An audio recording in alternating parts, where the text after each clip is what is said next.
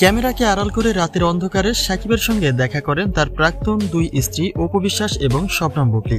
সম্পর্কের সেপারেশন হলেও তারা এখনো সাকিবকে স্বামী বলেই দাবি করেন। কিন্তু দুই সতীনের একে অপরের নামটি পর্যন্ত শুনতে না পারা এই দুই ব্যক্তি যখন একই সময়ে একই টাইম শিডিউলে সাকিবের বাড়িতে উঠে পড়েন, তখন তো ব্যাপারটা একটু বেসামালি হয়ে পড়ে। শ্বশুর বাড়িতে ওঠা নিয়ে এই মুহূর্তে আবারও চরমভাবে আলোচনায় এসেছেন কিং খানের এই দুই প্রাক্তন স্ত্রী। সম্প্রতি একটা ভিডিও চিত্র এই মুহূর্তে বেশ আলোচনায় এসেছে, যেখানে সিঙ্গেল ড্রাইভ করে আনমনা লুকে বেরিয়ে পড়েছেন বুবলী। আর অন্যদিকে অপু বিশ্বাসেরও সেই সেম বিষয়টি দেখা যায়। যদিও তাদের দুজনেরই দাবি সাকিবের বাড়িতে একটা স্পেশাল জায়গা তাদের রয়েছে, যে কারণে সময়ে অসময়ে শ্বশুর বাড়িতে ওঠার জন্য কোনো দ্বিধাদ্বন্দ্ব নেই তাদের। কিন্তু এক সাকিবকে কেন্দ্র করে তো দ্বিধাদ্বন্দ্বের কোনো জুড়ি নেই এই দুই আলোচিত নায়িকার। তো একই সময়ে সাকিবের বেডরুমে যদি তাদের দুজনেরই দেখা একই সময় ঘটে, তো সেই বিষয়টি কেমন হয়?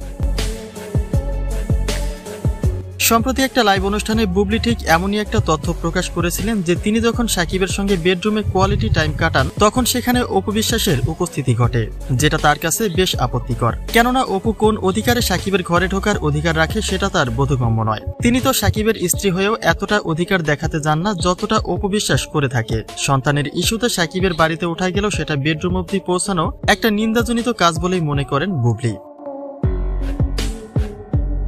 এদিকে তাদের দুই সতীনের এই কারাকারিতে সাকিবের বাড়িতে ওঠার নিষেধাজ্ঞা প্রকাশ করা হয়েছিল।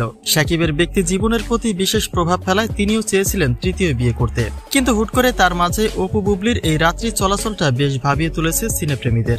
সন্দেহটা থেকেই গেছে যে তারা কি আসলে সাকিবের থেকে দূরে সরে আছেন, নাকি ক্যামেরার অন্তরালে এখনো দেখা সাক্ষাৎ তাদের কন্টিনিউ রয়েছে।